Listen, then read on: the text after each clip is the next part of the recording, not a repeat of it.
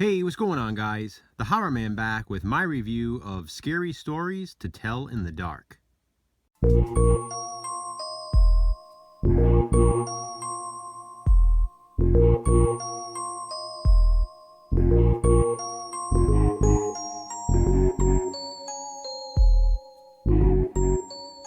I was able to check out a screener of Scary Stories to Tell in the Dark today, and I thought for this review I would show the book where it all began. Scary Stories to Tell in the Dark, collected from folklore and retold by Alvin Schwartz. Drawings by Stephen Gamble. Let's be honest, it was all about those drawings. We all read these books only partly for the actual stories. It was the truly disturbing illustrations that drew us in. And like in the book, it is the creepy images in the 2019 movie adaptation, which opened in theaters this weekend, that are sure to hold your attention. Of course, there is also that huge feeling of nostalgia watching the film. We get to see these stories and classic illustrations come to life on screen. But as much as I enjoyed the movie, there may be a few things I would have considered doing differently. And I'll get to that.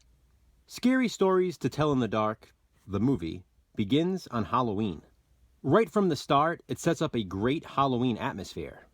It actually feels a lot like the Goosebumps movie, the first Goosebumps movie, which didn't even take place on Halloween, but sort of felt like it should have.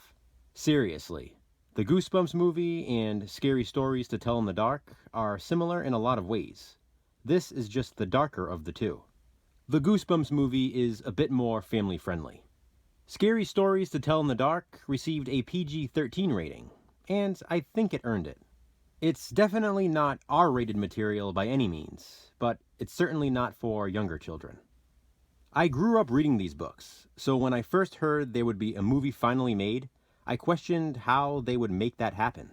Was it going to be a horror anthology film, which I love, or would they change it up somehow and make it its own story? They went with the latter. Scary Stories to Tell in the Dark, the movie, is about a girl named Stella who sort of slightly reminds me of Adeline from Adeline's Horror World, and her friends who get into some mischief on Halloween night. Without giving an overly long, in-depth synopsis, because I know a lot of people are reviewing this film, I'll just say that the group somehow ends up at a cursed or haunted house. Basically, it's a local house where a supposed child murderer lived, and many people believed her to be a witch. Rumor has it, the witch, named Sarah, wrote scary stories, which actually killed children when they were read to them. Stella herself wants to be a writer, so she's intrigued by this. While at the house, she finds the book of scary stories in question, and takes it home.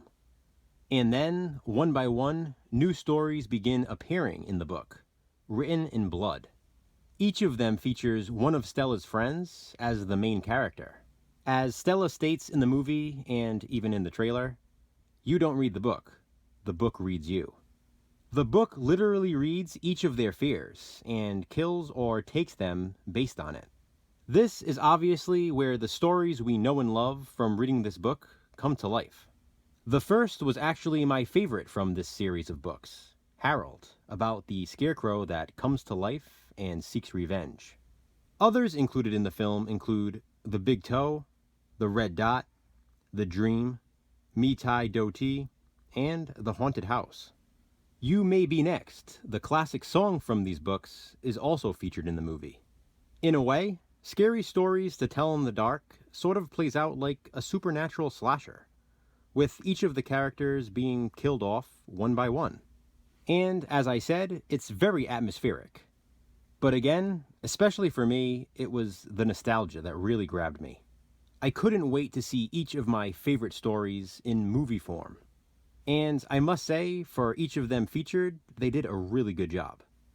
The characters or creatures from the stories look exactly as they do in the book, in the film. Well, almost exactly.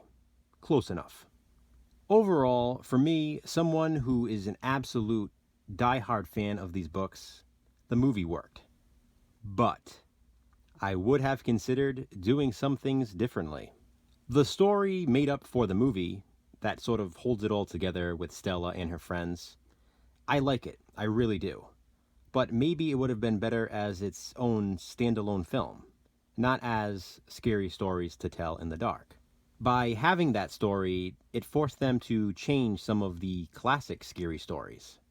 So, for example, even though Harold was included and it was somewhat close to the story in the book, it was different in the movie. The story, The Haunted House, was most affected by this, but I can't say why without spoiling it. Regardless, the movie was still able to capture that nostalgia of the classic stories, and there were some genuinely creepy scenes. The dream, in particular, was very good, and the Harold death scene was pretty amazing. So, how might I have changed it? Well, I may have considered making it a horror anthology film, like I mentioned earlier in the video. No interconnecting story, just a series of shorts, like The Witching Season. Even if there were just a few subtle things connecting them, like The Witching Season. That way, each of the individual stories could have been truer to the actual book. Even better, I would have loved to have seen this as a TV series, like Tales from the Crypt, and each episode was a different story from the books. Now that would be awesome. Adapting this as an anthology or TV series would also allow for more of the stories to be featured. But they sort of hint at a sequel at the end of this one. So I wouldn't be surprised to eventually see more Scary Stories to Tell in the Dark, or even Scary Stories 3, More Tales to Chill Your Bones. Overall, I really did enjoy Scary Stories to Tell in the Dark, and I would recommend it to anyone who grew up reading these books, especially. The nostalgia factor really is there, so that alone is enough to hold your attention. And for those who have never read the books, oddly, if you liked movies like Goosebumps or you like shows like Stranger Things, I would also recommend it to you.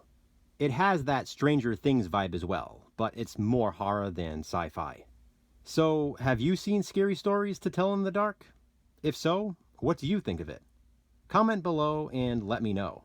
I'd love to hear your thoughts. Thanks for watching, guys, and as always, be kind, subscribe.